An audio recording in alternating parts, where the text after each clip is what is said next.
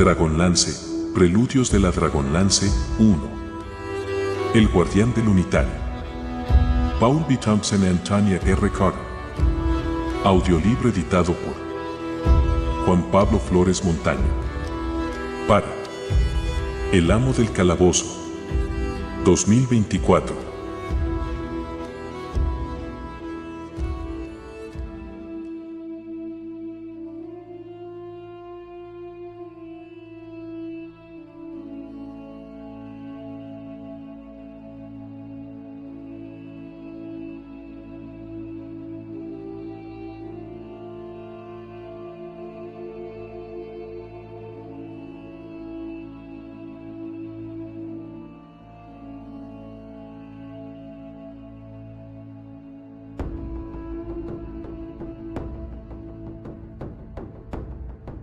Décima sexta parte.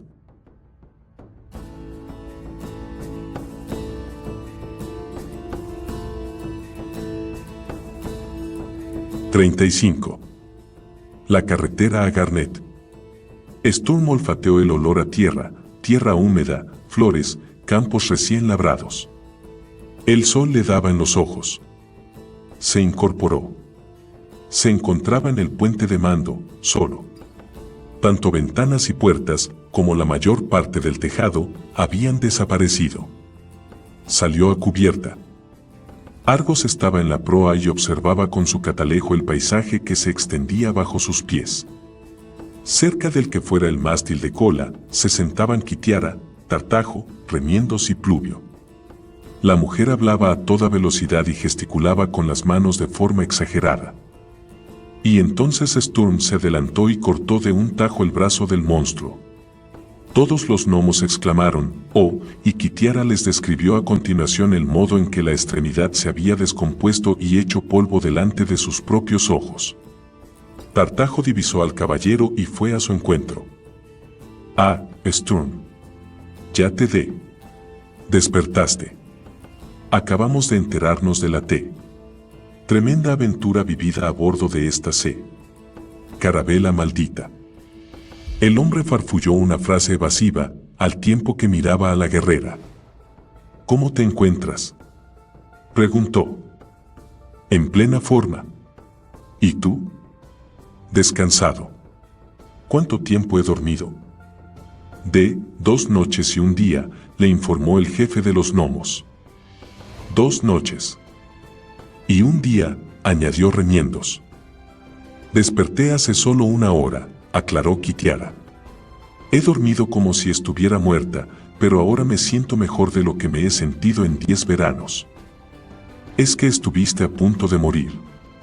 Acto seguido, el caballero le relató cómo la había envenenado el Garm y que la gema elfa había salvado su vida una vez más. La guerrera extrajo la amatista de debajo de su blusa. La piedra no solo estaba sin color, sino también agrietada en cientos de minúsculas fisuras. «No recuerdo haberla usado», dijo desconcertada. «¿No lo hiciste tú?». «Fui yo». Kitiara abrió los ojos de par en par, asombrada. Él se dio media vuelta y se encaminó hacia el comedor. El barril de agua estaba casi vacío. A pesar de la tibieza del líquido, Sturm se tragó un caso entero. Fuera se escuchaban murmullos. «Creí que los hombres de su orden no utilizaban la magia bajo ninguna circunstancia», susurró Alerón. «No deben hacerlo», puntualizó Kitiara. La mujer iba a guardar el colgante bajo la blusa, pero al tocarlo, la gema se desmenuzó en cientos de fragmentos. Miró con tristeza los cristalinos añicos esparcidos sobre su túnica. «Se acabó el regalo de Caroline Ambrodell», pensó. Luego lo sacudió con aire ausente. «Disculpadme, muchachos. Tengo que hablar con Sturm», informó a los gnomos. Lo encontró apoyado en la batayola de estribor, con la mirada perdida en el verde paisaje que sobrevolaban. «Ergot del Norte», dijo, al llegar junto a él. Alerón oteó una bandada de golondrinas de mar y la siguió.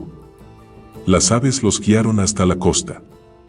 Sturm observaba el paisaje, sin decir una palabra.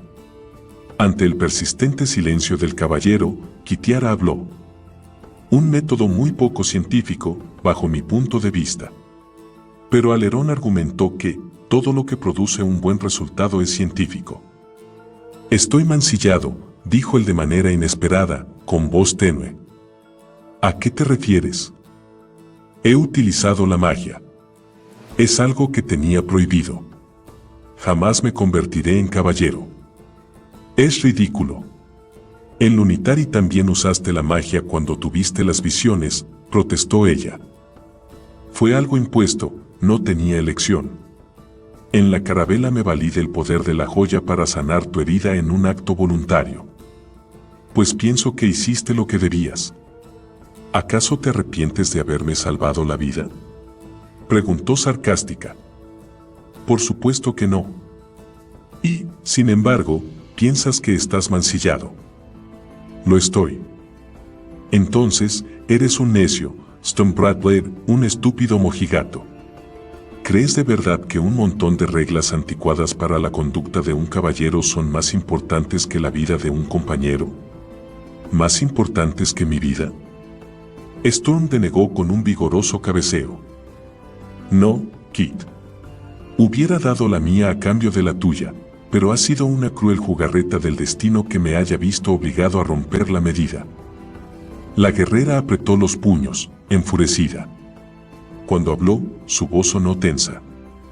No me había dado cuenta hasta ahora de lo poco que valoras la amistad. ¿Quieres que te crea y acepte ese viejo y polvoriento código tuyo? Igual que Tanis. Él trató de convertirme en algo que no soy. Pero no logró controlarme y tampoco tú podrás. La mujer pateó las tablas de la cubierta, dominada por la cólera. Storm enlazó las manos y las miró con fijeza mientras explicaba. El honor es un señor inflexible, Kit. El código y la medida no se crearon para que fueran cargas fáciles de llevar. Un caballero la soporta sobre su espalda cual pesadas rocas y es su peso lo que lo hace firme y recto. Storm levantó la mirada hasta encontrarse con la de ella. Nunca lo comprenderás, porque todo cuanto esperas de la vida es que otros echen sobre sus hombros tu carga. Un amante, un sirviente, incluso un dragón broncíneo. De ese modo, en tanto otra persona soporte el peso del honor por ti, no te sentirás culpable de nada ni te enfrentarás a las consecuencias de tus actos. El semblante de la mujer se demudó. Nadie le había hablado así jamás, ni siquiera Tanis. Muy bien. Se acabó, dijo ella con frialdad. En el mismo momento en que esta pompa de jabón se posa en el suelo, tú y yo habremos terminado. Kitiara se dio media vuelta y lo dejó solo. Storm se quedó encubierta, distraído en la contemplación del verde dosel de los árboles que se deslizaba bajo sus pies. No volvieron a dirigirse la palabra. Cuidado. Cuidado. Ojo con esas ramas. El señor de las nubes entró en un claro del bosque. El ramaje de olmos, fresnos y abedules amenazaba con enganchar la nave. Alerón se hallaba sobre el techo del comedor para dirigir el aterrizaje. Chispa y Trinos habían abierto la boca de la bolsa de gas a fin de que escapara parte de la fuerza sustentadora. La nave había pasado rozando unas pesadas colinas antes de que el viento la hiciera descender. Storm se situó en la proa y se ocupó de desviar las ramas peligrosas por medio del bichero que cogiera en el Berival, único recuerdo de las críticas horas vividas en la carabela hechizada. No tenían ancla ni razón que los frenara, tan solo contaban con la coordinación y el control de la bolsa de gas. Chispa y Trino se colgaban de la cuerda que mantenía cerrado el globo medio vacío. Las ramas de los árboles rozaron el casco y se quebraron al engancharse en los huecos de las ventanas del puente de mando. Los pájaros levantaron el vuelo con estruendosos píos, cuando la nave irrumpió en sus nidos. Claro al frente, advirtió Storm a voces. Preparados, gritó Alerón. La proa se hundió al dejar atrás los árboles. La quilla rozó con suavidad la hierba del prado, se arrastró unos cuantos metros y por último se detuvo. Storm ensartó el bichero en la madera de la cubierta y saltó sobre la batayola. Aterrizó sobre el suelo de KRYNN con ambos pies.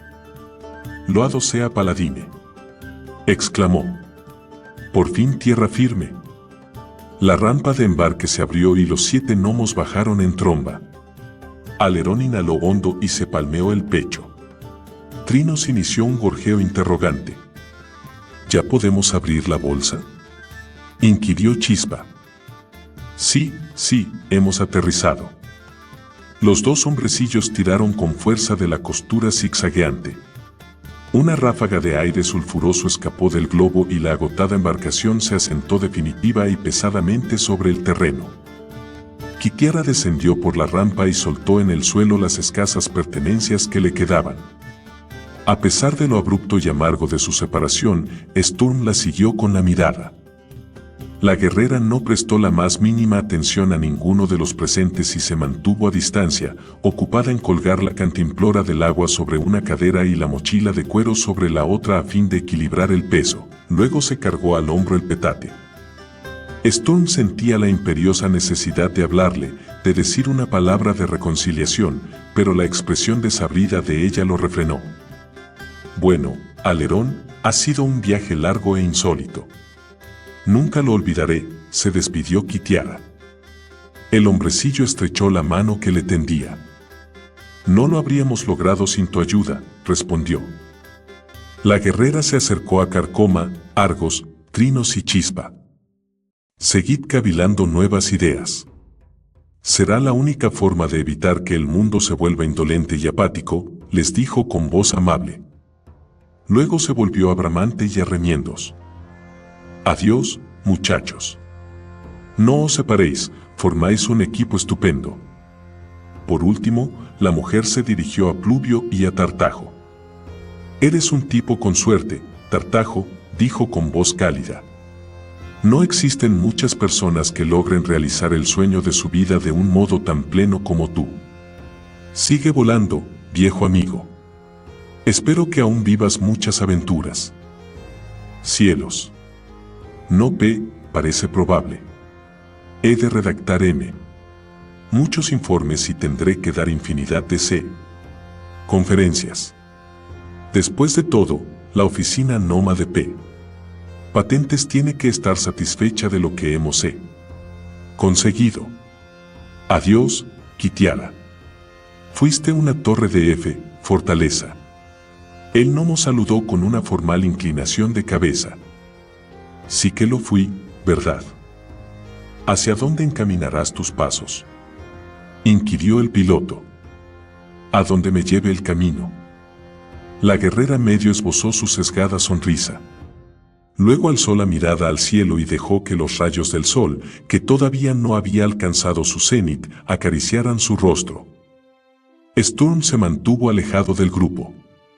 Sentía sobre sí todo el peso de su decisión y sabía que Kitiara estaba en lo cierto cuando dijo que su amistad había terminado. Con todo, comprendía que iba a echar de menos a la Kite antaño, aquella compañera amante de la diversión, alegre, descarada.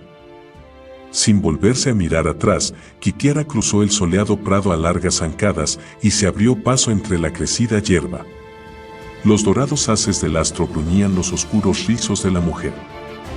El caballero se agachó para recoger sus bártulos y, cuando se incorporó, Kitiara había desaparecido en el frondoso bosque de olmos y abedules que cercaban la pradera.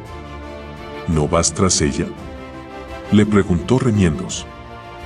¿Por qué lo iba a hacer?, preguntó a su vez Sturm, mientras ataba el rollo de mantas con una tira de cuero y se lo ponía bajo el brazo. Sabe cuidar de sí misma. Es lo que mejor hace. El pequeño gnomo se rascó la nariz, perplejo. No lo comprendo. Creía que vosotros dos os casaríais algún día. A Sturm se le cayeron de las manos los cacharros de cocinar. La olla de barro le machacó los dedos del pie. Miró boquiabierto al gnomo unos instantes. ¿De dónde demonios ha sacado esa peregrina idea?, articuló por fin. Bueno, sabemos que los hombres y las mujeres humanos se gritan y se pelean, y luego se casan y, ya sabes, Remiendos se enrojeció, tienen niños. El caballero se agachó de nuevo y recogió los cacharros esparcidos por el suelo. Aquel que quiera aspirar a su mano ha de poseer una fortuna y un poder que yo nunca tendré. Sturm se echó al hombro la mochila. El hombre que conquiste a Kitiar Admarar se armará con la paciencia de Paladine y la sabiduría de Majere si quiere retenerla. Los hombrecillos rodearon al caballero mientras éste acomodaba el resto de su equipaje. ¿Dónde irás?, le preguntó Alerón. A Solamnia, a donde me dirigía cuando nos encontramos. Hay ciertas cosas que quiero investigar. Es muy vago el recuerdo que queda en mi memoria de las visiones que tuve en la Luna Roja, pero sé que el rastro de mi padre arranca en mi hogar ancestral, el castillo Brickplane. Esa es mi meta. Las diminutas manos de los gnomos le palmearon la espalda en una afectuosa despedida. Te deseamos toda la suerte del mundo, maese Brickplane. Posees una mente muy despierta para ser un humano, afirmó Carcoma. Eso es un cumplido, sobre todo, si proviene de un gnomo, replicó el caballero con ironía. N. Nos ofreceríamos a llevarte hasta ese. Solamnia, pero también nosotros nos encontramos sin N. Medios de transporte. Sturm no había caído en la cuenta de la situación de los hombrecillos hasta escuchar las palabras de Tartajo. Lo menos que podía hacer por ellos era brindarles su ayuda. ¿Queréis que os escolte hasta San Crist? No, ya te hemos retrasado bastante, se negó Argos. Llegaremos sin problemas hasta Gwyn, allí habrá embarcaciones con destino a San Crist. Te echaré de menos, dijo Pluvio con cariño y alargó su pequeña mano. El caballero se la estrechó con gran solemnidad. Uno tras otro, los gnomos se despidieron de él del mismo modo. Entonces, Sturm se alejó del grupo y se puso en marcha. Qué ironía, pensó, haber llegado tan lejos sin apenas caminar. Tenía ahora los pies más delicados que antes de iniciar el viaje al Unitari. Andar sería una merecida penitencia, decidió. Purgaría parte de su falta caminando y meditando sobre su transgresión. Quizá también lograse hacer frente a las consecuencias de las intrincadas elecciones que había arrostrado, procuraría vivir según el código y la medida. Adiós, adiós, gritaron los gnomos. El caballero apartó de su mente tales quimeras y se despidió de los hombrecillos con un gesto de la mano. Eran buenas personas. Esperaba que no se vieran envueltos en más dificultades, aunque, dada su condición de gnomos, lo más probable era que se metieran en algún problema. Entró en el húmedo bosque y se abrió paso entre los espesos matorrales. Lo confortaron las enredaderas y los arbustos de hojas verdes, plantas que no sangraban ni gemían cuando las pisaba. Lunitari era un mundo antinatural. Tras un par de kilómetros de marcha a través del bosque, se topó con un fresco riachuelo y llenó su cantimplora. El agua estaba fría y tenía un regusto mineral. Fue un grato cambio después de beber durante semanas el agua de lluvia. Prosiguió vadeando la orilla del riachuelo a lo largo de 6 kilómetros hasta llegar a un arqueado puente de piedra. Subió hasta una carretera que se alejaba ondulante de norte a sur. En la esquina del puente divisó un poste señalizador y se aproximó a él. En el lado sur indicaba Caergot 20 leguas y en el del norte Garnet 6 leguas. Sturm estalló en carcajadas hasta que las lágrimas corrieron por sus mejillas. Los gnomos habían aterrizado en Solamnia, a menos de 30 kilómetros de donde emprendieron el vuelo. Siguió riendo, alegre por otras muchas cosas, por estar de vuelta en casa, no simplemente en KRYNM, aunque no era mala cosa, sino en Solamnia. Lo inundó una cálida sensación de ligereza, de libertad. No había gnomos por los que preocuparse, ni constantes temores de las cosas extrañas que esperaban agazapadas a la vuelta de la esquina, y, además, se había liberado de la peculiar relación con Kitiara. Su separación podía compararse con la extracción de una muela picada y dolorosa, una clara sensación de alivio, aunque empañada por un soterrado sentimiento de pérdida, de un vacío en una parte de su ser. El caballero tomó el camino a Garnet. Las carreteras de esta comarca convergían en la ciudad, por lo tanto, aquel era el mejor modo de llegar a las llanuras septentrionales. se impuso un ritmo vivo. Con un equipaje tan ligero y sin nadie que dependiera de sus cuidados, arribaría a Garnet por la mañana, pensó. Mientras caminaba, se saturó de las vistas, los sonidos y los olores de su tierra natal. Los achaparrados pastizales y las onduladas colinas, los campesinos que voceaban en las cañadas, arreaban al ganado y lo conducían con las varas hasta los desvencijados rediles hechos con piedras. Hubo un tiempo en que la familia Bricklade poseía un importante número de cabezas de ganado, pero los habían perdido en las sublevaciones que asolaron las extensas haciendas de los caballeros de todo el país. ¿Quién sabía si aquellas bestias flacas y mal cuidadas que se arrastraban por las colinas eran la prole de la selecta manada de Bricklade? No era la pérdida de ganado o tierras lo que mortificaba a Sturm en el derrocamiento de los caballeros de Solamnia, ya que tales cosas no eran las que determinaban la valía de un caballero, sino la injusticia que ello implicaba. Las gentes sencillas atribuyeron el cataclismo y los infortunios que le siguieron al arrogante orgullo de los caballeros. Como si ellos hubiesen tenido la facultad de volver el mundo al revés y desgajar la tierra en pedazos. Sturm se paró en medio de la carretera. Tenía los puños crispados. Se obligó a dominar la cólera y, con lentitud, distendió las manos. Paciencia, se amonestó severo. Un caballero ha de ejercer un férreo autocontrol, no perder los estribos, de lo contrario, no sería mejor que un bárbaro irascible. Desde el momento en que Sturm tomó la carretera en el puente de piedra hasta la tarde del día siguiente, no se cruzó con ningún otro viajero. Esta circunstancia lo desazonó, el presentimiento ominoso se acrecentó al aproximarse a Garnet. Por lo común, se verificaba un constante trasiego de ganaderos y caravanas de comerciantes que deambulaban de una ciudad a otra, coincidiendo con el día de mercado de cada población. Un camino vacío siempre inducía a pensar que algo, o alguien, propiciaba que las gentes no salieran de sus casas. El trazado de la carretera se hizo empinado y sinuoso al surgir sobre la llanura las colinas de Garnet. En aquel tramo encontró los primeros indicios de tránsito, marcas de herraduras, rodadas de carretas y huellas de pies, tanto desnudos como calzados con botas. Las señales se multiplicaron hasta dar la impresión de que por allí había pasado un pequeño ejército no hacía mucho. Tras un recodo del camino, el caballero oteó una columna de humo que se elevaba en el aire. Por precaución, colocó la espada de modo que la empuñadura quedara al alcance de su mano. El olor del humo impregnó el ambiente. Poco a poco, la escena se reveló ante sus ojos. Unos carros pesados, volcados en mitad de la carretera, eran pasto de las llamas. A juzgar por los estragos que para entonces había causado el fuego, llevarían horas ardiendo. La llegada de Sturm levantó un revuelo entre los cuervos y otras aves carroñeras. El caballero descubrió unos cadáveres entre los despedazados restos de 2 carros. Uno de ellos, grueso y ataviado con costosos ropajes, que pertenecía sin duda a un acaudalado comerciante, tenía 2 flechas enterradas en el pecho.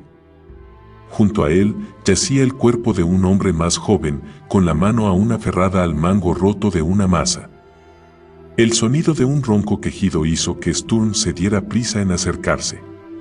Unos cuantos metros más allá, encontró a un hombre, fornido y musculoso, sentado al borde del camino, con la espalda reclinada contra un raquítico pino.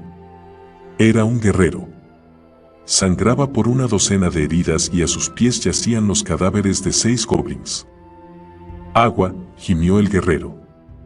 Sturm sostuvo con su mano la cabeza del herido y acercó la cantimplora a los labios resecos.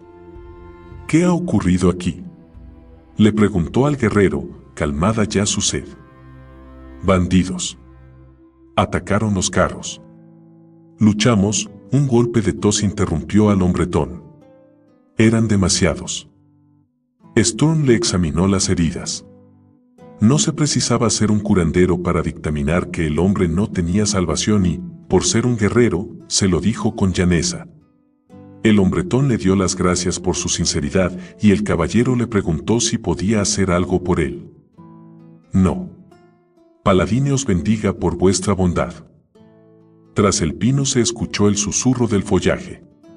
Sturm llevó la mano a la empuñadura de su espada, pero entonces oteó el amplio belfo marrón de un caballo asomado entre las ramas. El moribundo guerrero lo llamó. Brumbar. ¿Estás aquí? Buen chico. El animal se abrió paso entre la vegetación y acercó su hocico al rostro de su amo. Era una bestia enorme y tan negra como el carbón. Veo que sois un hombre de armas, dijo con voz quebrada el guerrero. Por favor, tomad a Brumbar de montura cuando me haya muerto. Lo haré. ¿Hay alguien en Garnet a quien queráis que notifique sobre vuestra suerte? No, nadie.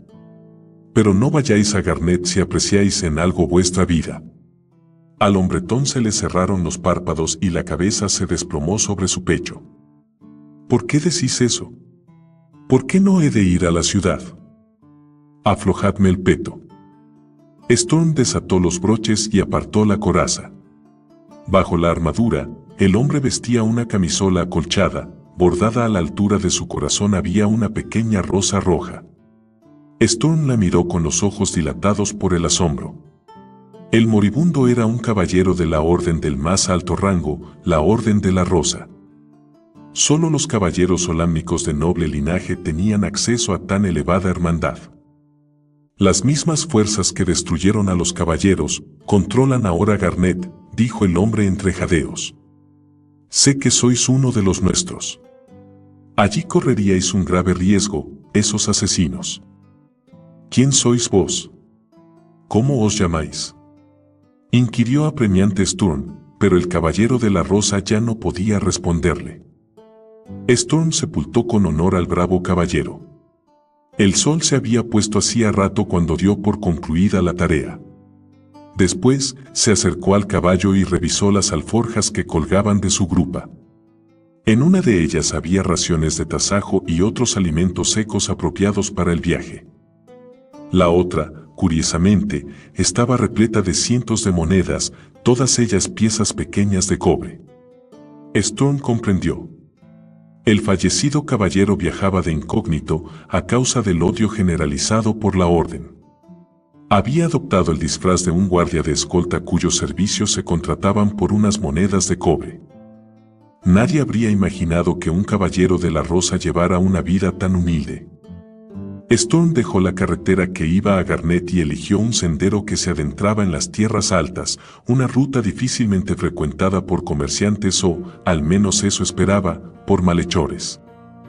Pasó cerca de la ciudad durante la noche y divisó en lontananza el resplandor del alumbrado de las calles. Frenó a Brumbar con un suave tirón de las riendas y escuchó atento. El viento gemía al arremolinarse en los desfiladeros de las montañas. A lo lejos, un lobo aulló. 36. Solamnia. Su nueva montura era una bestia tranquila y resistente. Brumbar, en el antiguo lenguaje de los enanos, significaba oso negro. El nombre no podía ser más apropiado, ya que el caballo era oscuro como la noche y estólido como un plantígrado, cosa que, por otro lado, no preocupaba a Sturm. El tipo de viaje que ahora tenía en mente estaba más en consonancia con un animal robusto e inconmovible que con un corcel nervioso y de genio inestable. El lomo de Brumbar era tan ancho que el caballero conjeturó si podría poner los pies sobre el inclinado cuello del animal y echarse un sueñecito. Brumbar, guarnecido con el bagaje de Sturm y demás impedimentas, mantuvo un agradable paso rítmico a lo largo del día. Los bosques de Lemmy se aclararon de modo gradual hasta que la vegetación se redujo a unos cuantos pinos, ralos y endebles, rodeados por la herbosa maleza. Hacía calor en la llanura, una zona, además, muy seca. Por esta razón, Sturm racionó sus reservas de agua una vez que los arroyos y manantiales fueron menos frecuentes. No se encontró con otros viajeros al transitar lejos de la carretera.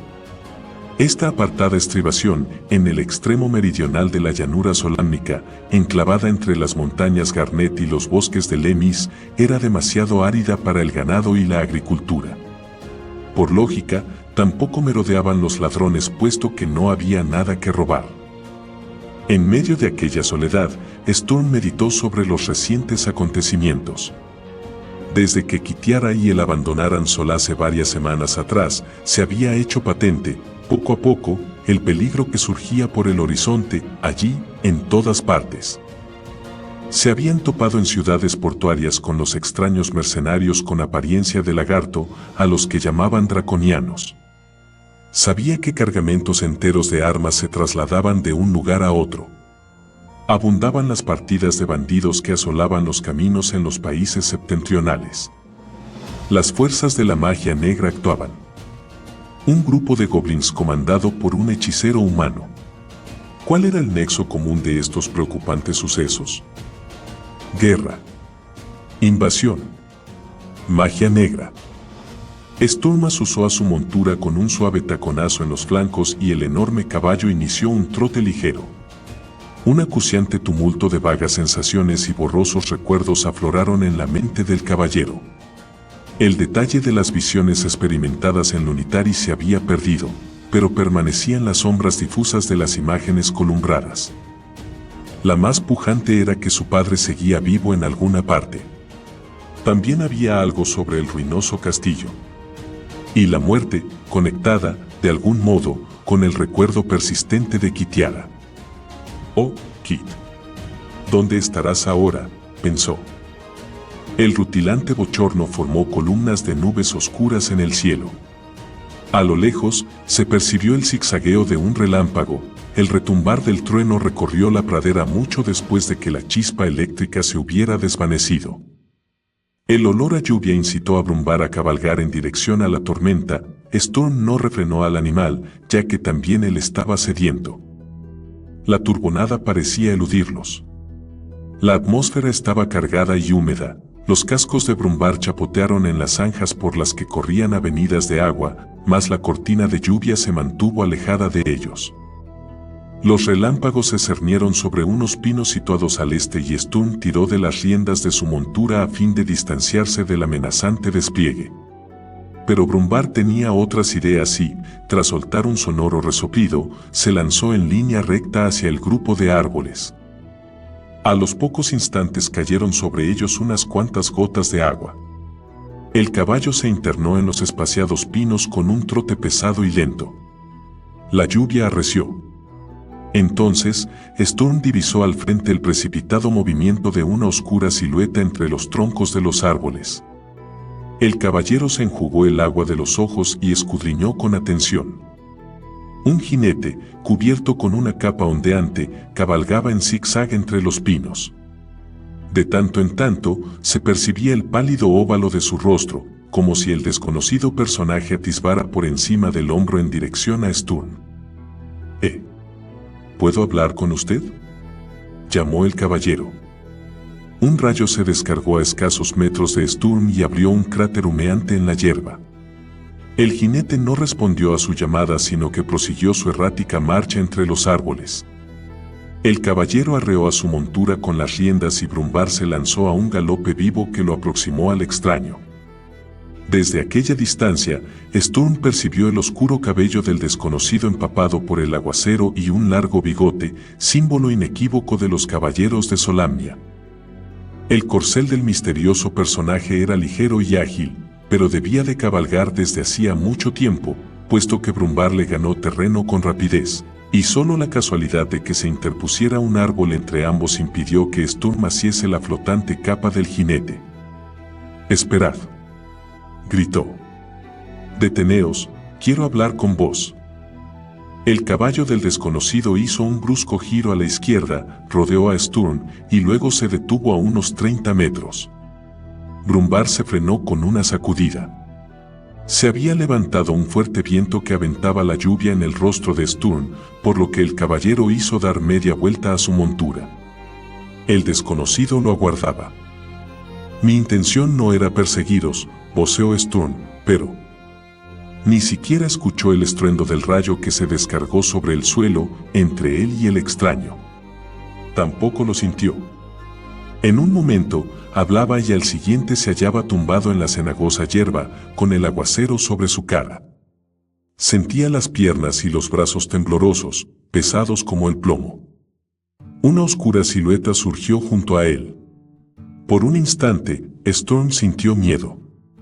Tumbado, indefenso, era una presa fácil para un ladrón o un asesino.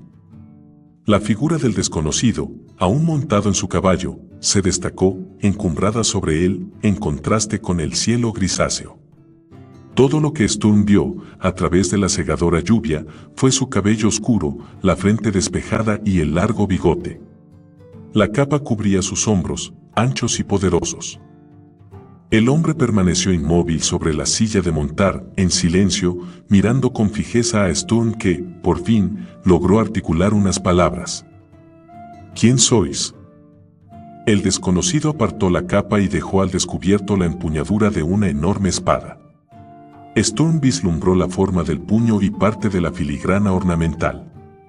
Se sobresaltó al darse cuenta de que conocía aquella espada. Era la de su padre. «Cuídate de Merinsar», dijo el hombre, con una voz que Storm no reconoció. Con un denodado esfuerzo, el caballero se incorporó sobre sus rodillas.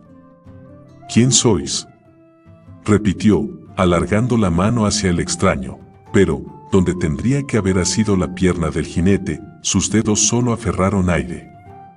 Un instante después, caballo y caballero se habían desvanecido sin dejar rastro, en silencio. Storm se puso de pie. La lluvia había cesado y el sol empezó a asomar con timidez entre las desgarradas nubes. Brumbar se encontraba a unos metros, bebía en un charco. A corta distancia, un pino había quedado reducido a humeantes astillas por la chispa eléctrica. Storm enterró el rostro entre las manos. ¿Había visto en realidad lo que creía haber visto? ¿Quién era el fantasmagórico jinete?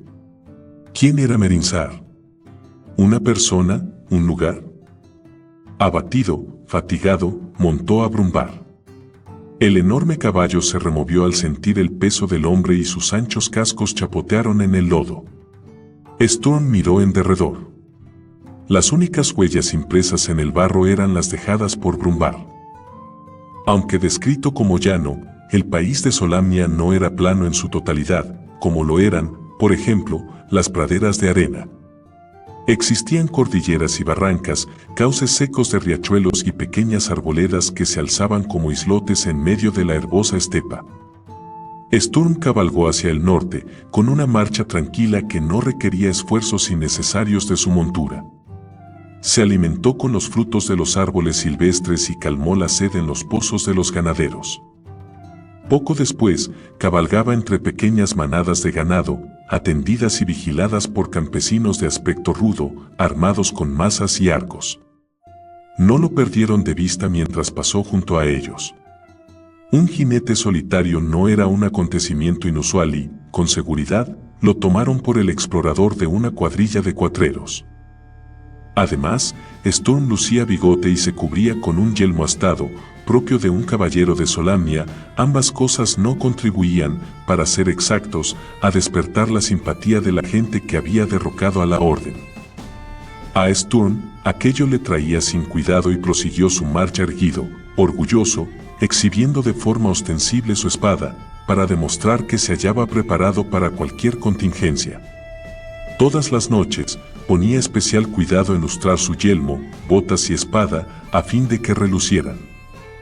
El caballero decidió soslayar el paso por Solantus. Tras las revueltas, la población la había autoproclamado ciudad libre, sometida únicamente a sus propios maestros consistoriales. Storm sabía de varios caballeros, amigos y compatriotas de su padre, que habían sido hechos prisioneros y más tarde ajusticiados en Solantus y, aun cuando no tenía inconveniente en proclamar su ascendencia en campo abierto, no veía justificación en entrar en la ciudad para acabar con una soga al cuello. La campiña que se extendía tras Solantus descendía en un suave declive hacia el río Vingar. Era una tierra fecunda. Los terrones que levantaban los cascos cerrados de Brumbar eran oscuros y fértiles. El número de cabezas de ganado se incrementó a medida que se aproximaba al río y, durante todo el transcurso del día, condujo a su montura entre hileras de vacas y becerros de pelaje castaño. El calor y el polvo se hicieron tan insoportables que acabó por despojarse del yelmo y, en su lugar, se cubrió con un pañuelo al estilo del que llevaban los conductores de ganado. Los rebaños convergían en el vado de Kerdu, un banco somero artificial creado hacía centurias por los caballeros de Solamnia, otro beneficio olvidado por el vulgo. Eran miles de piedras pequeñas las que se habían arrojado en el lecho del río Vingar para convertirlo en un paso accesible. Puesto que la corriente del agua arrastraba poco a poco las piedras, generación tras generación de los usuarios del vado debían contribuir con su propia aportación de rocas para mantenerlo en buenas condiciones. Con el paso del tiempo, incluso había surgido una especie de festival anual de invierno, dedicado a la tarea de recoger y arrojar piedras al río. Poco después, el trasiego del ganado se volvió tan numeroso que Sturm desmontó y llevó a Brumbar por la brida. Allí, en las proximidades del río, el bochorno diurno se mitigó con rapidez tras la puesta del sol. El caballero se dirigió hacia la ribera, donde ardían numerosas hogueras de campamentos. Los vaqueros habían iniciado los preparativos para pasar la noche. Al acercarse Sturm a una de las fogatas, media docena de rostros curtidos se volvió para mirarlo. El caballero alzó la mano y pronunció el saludo tradicional de los ganaderos. «Mis manos están abiertas». «Toma asiento», respondió el cabecilla, a quien reconoció por el cuerno de becerro tallado que colgaba de su cuello por una correa. Sturm ató las riendas de Brumbar a un arbolillo y se reunió con el grupo de hombres. Sturm se presentó a sí mismo, al tiempo que se sentaba. «Ontar», dijo el jefe de vaqueros. A continuación, le dio los nombres del resto de la partida mientras lo señalaba con el dedo. Rorin, Frigge, Ostimar y Belingen. El caballero saludó a todos con una breve inclinación de cabeza. «¿Quieres compartir nuestra olla?», ofreció Ontar. Una cazuela negra colgaba sobre el fuego y, por costumbre, cada hombre aportaba algún ingrediente para así participar todos en el guiso que luego compartían, el estofado del ganadero, una expresión conocida en todo KRYNN que significaba un poco de todo. Sturm abrió la mochila donde guardaba sus últimas provisiones, una loncha de carne de cerdo salada, 2 zanahorias y un poco de harina de centeno. Se puso en cuclillas junto a la olla y comenzó a trocear el pedazo de carne. «¿Cómo se presenta la temporada?», preguntó con tono amable. «Seca». «Muy seca», respondió Ontar. «Los pastos de las llanuras bajas escasean». «Pero no ha habido epidemia», sin embargo, intervino Frigge, un pelirrojo que llevaba el cabello sujeto en 2 largas trenzas. «No hemos perdido un solo ternero». Rorin se apartó un mechón rojizo de cabello que caía sobre sus ojos y comentó, al tiempo que afilaba un hacha de aspecto ominoso. «Se han visto muchos jinetes. Hombres y goblins, juntos en las mismas cuadrillas». «También los he visto», dijo Sturm. «Más al sur, en Garnet y Caergot». Ontar arqueó una ceja y lo observó con interés. «No eres de aquí, ¿verdad?». El caballero, que había troceado la carne, hizo lo mismo con las zanahorias antes de responder. «Nací en Solamnia, aunque me he criado en Solace. Tengo entendido que allá abajo hay una buena cabaña porcina». Ostimar era el que había hablado. Tenía una voz grave y resonante que no estaba en consonancia con su corta talla y flaca complexión. «Sí, es cierto». «¿Hacia dónde te diriges?», quiso saber Ontar. «Al norte». «¿Buscas trabajo?». El caballero dejó de cortar un instante. «¿Por qué no?», pensó. «Si encuentro alguno», respondió en voz alta. «¿Has conducido ganado alguna vez?». «No. Pero soy buen jinete». Ostimar y Belingen resoplaron desdeñosos. «Hace 2 semanas perdimos a un hombre en una incursión de goblins y eso nos dejó con un hueco en la línea de cabeza. Tu cometido sería guiar la marcha de las bestias. Mañana cruzaremos el Vingar y nos encaminaremos hacia el Alcázar», dijo Ontar. «¿Al Alcázar? Pero si está abandonado hace años». Se extrañó Sturm. «Hay un comprador allí». «Suena interesante. ¿Cuál es la paga?». 4 monedas de cobre diarias que recibirás cuando nos dejes. Storm sabía que debía regatear, así que efectuó otra proposición. No lo haré por menos de 8 monedas. 8. Se escandalizó Frigge. Un jinete aficionado. 5. Ofreció Ontar. Storm sacudió la calabaza en la que guardaba la harina a fin de deshacer los grumos. 6. Preguntó luego. El jefe de vaqueros esbozó una sonrisa que reveló la falta de algunos dientes. Bien. Que sean 6. No eches mucha harina. Preparamos un estofado, no pan. El caballero añadió un puñado de centeno gris y removió la mezcla. Rorin le proporcionó una escudilla de cobre y una cuchara. Cuando el guiso estuvo listo, los hombres lo engulleron deprisa, sin decir una palabra. Después se pasaron un odre de unos a otros. Cuando le llegó el turno, Storm dio un buen trago. Casi se quedó sin respiración. El odre contenía una abrasadora sidra fermentada. Se la tragó y pasó el pellejo al que tenía al lado. ¿Quién comprará el ganado en el alcázar?, preguntó después de comer. No lo sé, admitió Ontar. Durante semanas, los hombres han regresado del alcázar de Vingar con la historia de que allí hay un comprador que paga con oro si las bestias son buenas. Por consiguiente, allí nos dirigimos. El fuego de la hoguera se consumió. Frigge sacó de un bolsillo una flauta tosca, cortada de un simple trozo de madera, y comenzó a tocar unas notas aisladas, rítmicas. Los hombres se acurrucaron bajo las mantas y se dispusieron a dormir. Storm se acercó a Brumbar, lo desencilló y lo cepilló. Después, lo condujo hasta el río y, una vez que el caballo sació la sed, lo llevó de regreso al arbolillo donde lo ató de nuevo. Concluida la tarea, se preparó un lecho con las mantas y la silla de montar. El cielo estaba despejado. La luna plateada asomaba por el horizonte meridional, en tanto que el Unitari casi había alcanzado su cenit. Storm contempló absorto el distante orbe rojo. ¿Había hollado en realidad su suelo púrpura?